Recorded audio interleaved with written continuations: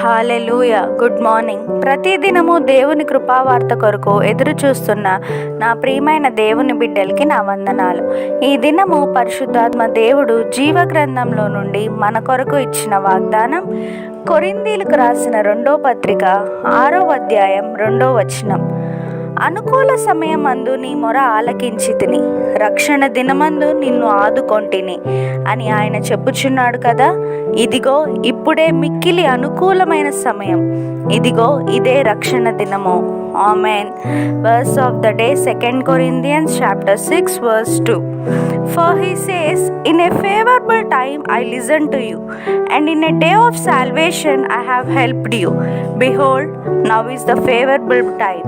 Behold, now is the day of salvation. Amen.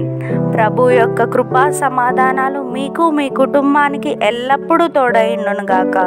ఈ వాగ్దానం విన్న మీ అందరినీ శాశ్వతమైన ప్రేమతో ప్రభు ప్రేమించునుగాక.